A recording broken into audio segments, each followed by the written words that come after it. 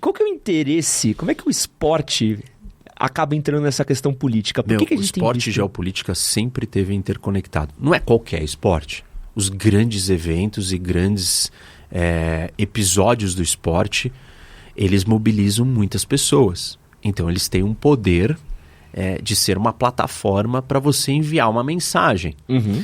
E aí nós estamos falando basicamente de Olimpíada Tá. e Copa do Mundo. Por exemplo, consigo botar isso na história em tantos casos? Então, milhões de casos. E assim, tem vários recortes ou vieses para a gente olhar para a geopolítica e esses grandes episódios. Tem a questão do nacionalismo. Você precisa construir uma identidade nacional. Eu sempre falo que a identidade nacional do brasileiro é fraca. O Brasil tem uma identidade nacional rudimentar, ruim. Isso é grande parte dos nossos problemas. Uma das maneiras de você construir identidade nacional é você ter símbolos coletivos da nação. Um dos nossos únicos símbolos coletivos que nós temos, aonde nós nos sentimos brasileiros, é quando a seleção joga. Então, o esporte tem um papel complementar de formação de identidade nacional e de exaltar e enaltecer a paixão que você tem e o amor pelo seu país.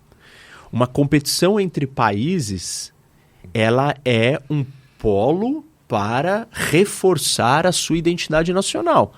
O cara vai lá e ele ganha o ouro e levanta a bandeirinha dele, toca o hino, e é o orgulho, e todo mundo torce. E isso faz você ser mais daquele país. O Brasil, acho que é um grande exemplo. O momento onde nós nos sentimos mais brasileiros é nessa relação com o esporte. A gente tem outros episódios na história, quando o Mandela com o rugby, e tem até o filme Invictus. Filmaço. Isso, assistam. Quem não assistiu, assista esse filme. Ele conta isso. Como que ele precisava unir a nação, e ele usou o esporte como essa ponte de conexão. O problema, e a minha crítica, é que você não pode só ter o esporte, porque senão você vai ter o Brasil, onde as pessoas só se sentem brasileiras quando elas estão com aquela camiseta e quando a seleção está jogando. O resto do tempo ninguém é brasileiro, ou ninguém tá nem aí para os destinos da nação, e cada um por si salve-se quem puder. Mas é uma ferramenta. Então, esse é um jeito de olhar para o esporte com a política, a questão do nacionalismo. O outro é o confronto geopolítico. Durante a Guerra Fria, a competição entre as duas superpotências, ela não era só uma competição militar e nem econômica. Ela era cultural, ela era científica, ela era de esportes. Então, se você está ganhando, se você tem os melhores atletas, quer dizer que você tem os melhores soldados, os melhores guerreiros, as melhores pessoas. A sociedade mais capaz de vencer o seu rival. É muito louco, né? Que a gente teve isso, Estados Unidos e União Soviética durante a Guerra Fria. Estados Unidos e China, recentemente, eram... Sempre. E agora a gente teve... E também teve no passado quando Hitler sediou as Olimpíadas em 36. Então ele tinha um objetivo ali de fazer isso, de mostrar a força da nação alemã, da etnia, da identidade germânica, para mostrar o quanto que eles eram superiores. Então, é um símbolo de status, de força e poder na competição entre as nações. E se as nações estão sempre em competição, e essa é a estrutura do mundo, o mundo funciona em competição entre os países, em vez delas entrarem em guerra, elas vão lutar nos campos do esporte. Então, é uma forma de você manifestar, né, ou ventilar as rivalidades geopolíticas ali. E ela tem um impacto e um simbolismo. Outro jeito de olhar para o esporte, terrorismo.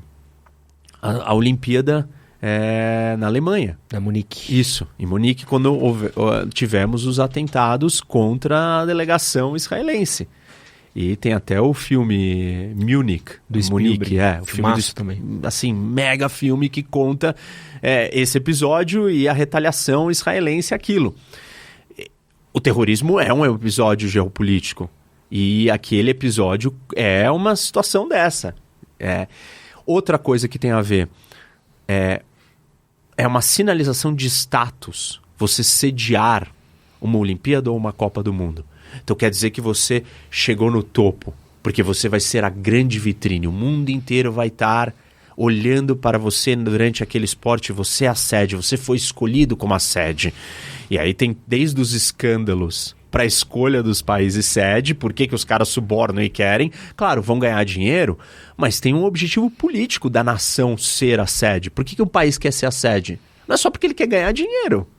Porque tem um orgulho e tem um status de que ele alcançou um nível. Quando o Brasil cedia a Copa do Mundo e Olimpíada, cara, nossa, o Brasil realmente, né? Chegou a hora do Brasil. O primeiro país do hemisfério sul a sediar um desses grandes esportes. Então o Brasil está num outro status, ele alcançou uma outra escala de poder. Então tem a ver com esse jogo de percepção de se tornar uma grande potência ou não.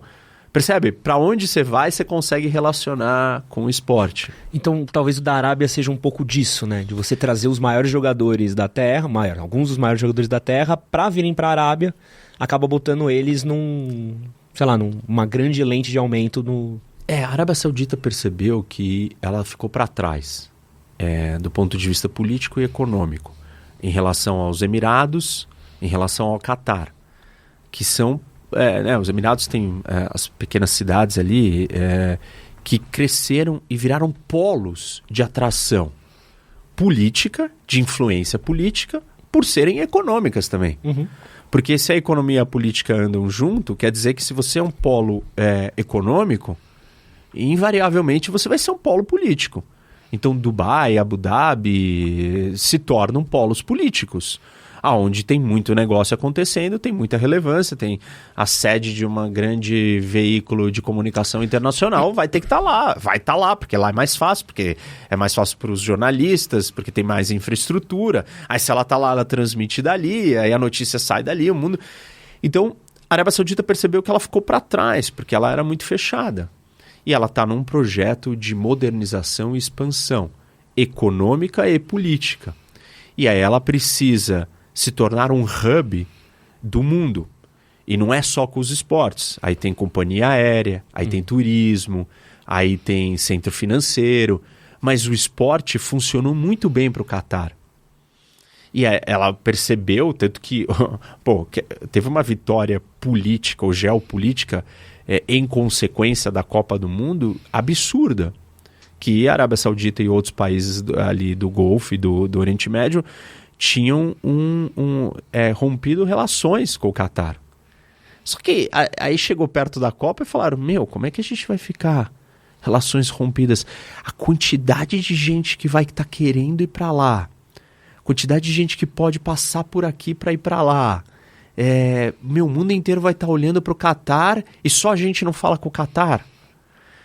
Fez a Arábia Saudita e os outros países recuarem e restabelecerem relações diplomáticas com o Catar. Caramba!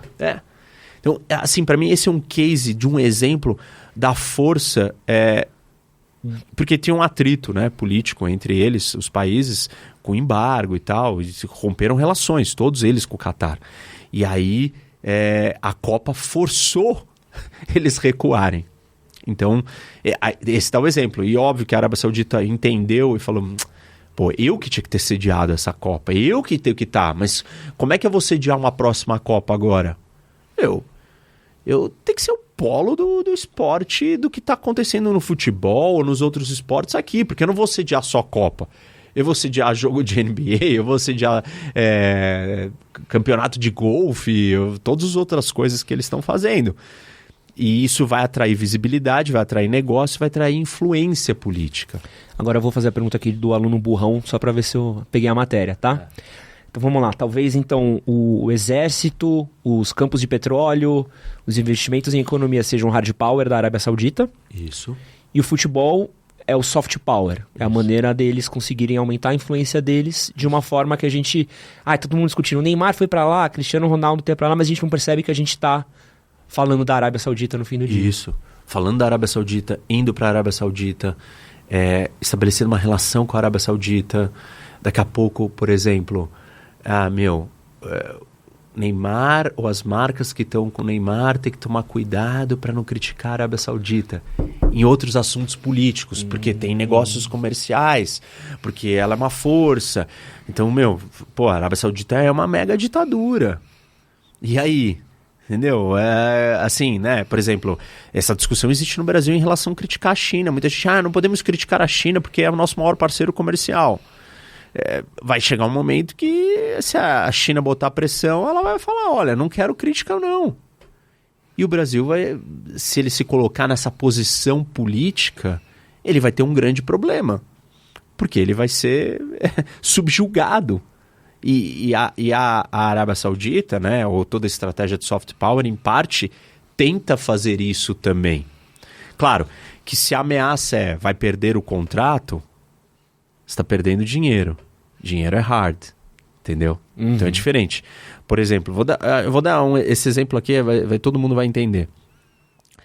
Se a Turquia quiser entrar na União Europeia porque ela quer ter acesso ao mercado europeu e ganhar muito com exportações e ter acesso a vender mais as suas coisas, isso é hard ou soft? Hard. Agora, se a Turquia olhar e falar assim, caramba, nossa, esses europeus, que civilização, que admiração, queria ser que nem eles. Hard ou soft? Soft. E isso existe. Não estou dizendo que a política externa da Turquia vai ser moldada por isso, mas vários elementos das políticas externas dos países está alinhado com aquilo que você ama, o que você admira. E você admira porque é o poder do soft, seja o carisma, seja a sedução, seja a atração. O carisma é uma dessas ferramentas. Isso que você acabou de assistir foi um corte do nosso podcast com o professor Roque. Para assistir o episódio completo, clica aqui do lado. Vou deixar um outro corte que você também vai gostar. E aproveita para comprar suas camisetas na Insider com 12% de desconto com o cupom MHM12. Link na descrição do vídeo e no primeiro comentário fixado.